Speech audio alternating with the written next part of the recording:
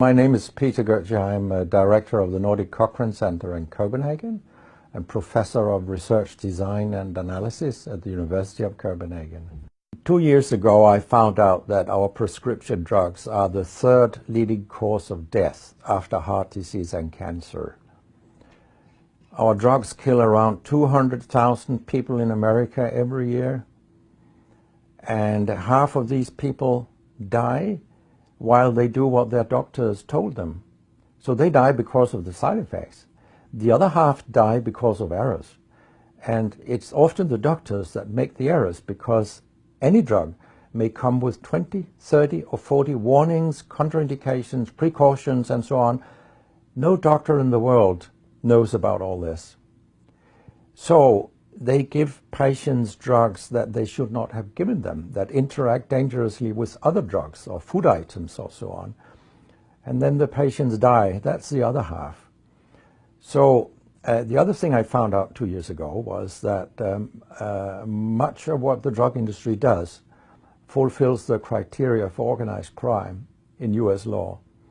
And they behave in many ways like the mafia does. They corrupt everyone they can corrupt. They have bought every type of person, even including ministers of health in some countries. So there is a huge amount of corruption. In my country, for example, Denmark, we are regarded as having very little corruption. But yet we have thousands of doctors on industry payroll, although we are just 20,000 doctors. So this is an effective kind of corruption. The drug industry buys the professors first, then chiefs of department, then other chief physicians and so on. They don't buy junior doctors. So when several thousands are on industry payroll, it's really, really bad. And that's why I wrote my book, Deadly Medicines and Organized Crime, How Big Pharma Has Corrupted Healthcare. I hope to convince patients not to take so many drugs, because so many die from the drugs they take. In my country, people take so many drugs that every single citizen can be in treatment with 1.5 drugs from they are born till they die. This is incredible. And drugs are not that helpful. And they kill very many of us. We know that. That's why drugs are the third major killer after heart disease and cancer. So what we need in the coming years is to take far fewer drugs than what we do currently. If we did that and we were careful, then we could live longer and live better lives.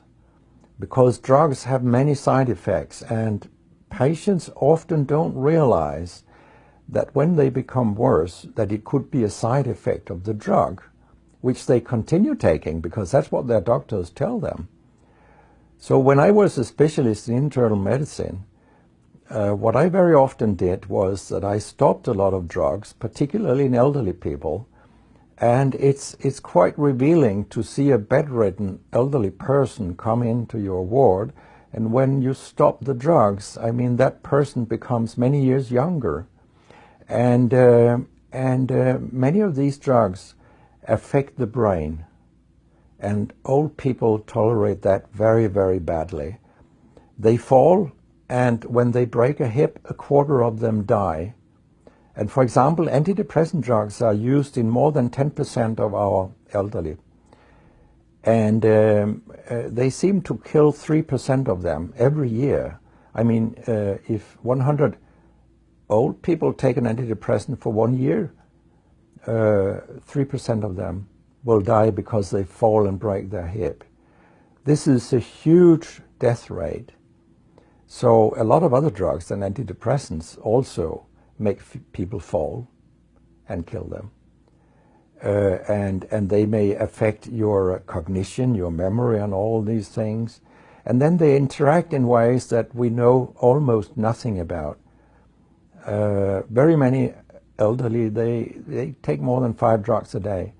And we actually don't know how these drugs interact with each other. What we do know is that all drugs have many effects in the body, and some of them interact also in their metabolism. so that you can get a too high concentration of a drug if you take other drugs simultaneously. So we make a lot of harms that we don't even recognize. I have a pretty colorful collection of things people have called me during all these years. And sometimes journalists have asked me, why do you always look up controversy? And my reply is, I don't. Controversy looks me up. Because it's not popular to tell the truth in healthcare. You will get a lot of enemies, because a lot of people make money on false premises, doctors and industry alike. And our drug regulators and our politicians, they are on board on this wagon.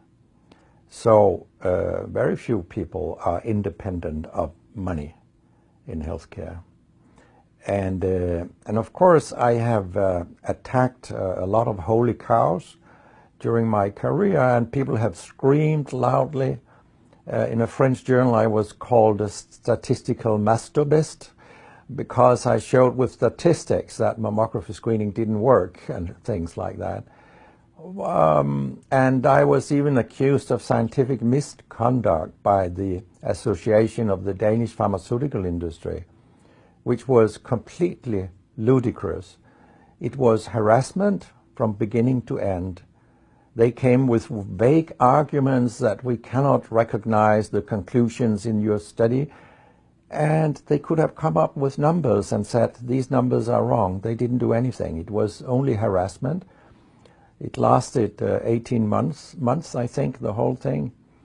And then when we were acquitted, I made sure that this nasty behavior was described in the British Medical Journal. So after that, they haven't come so much after me, the Danish drug industry.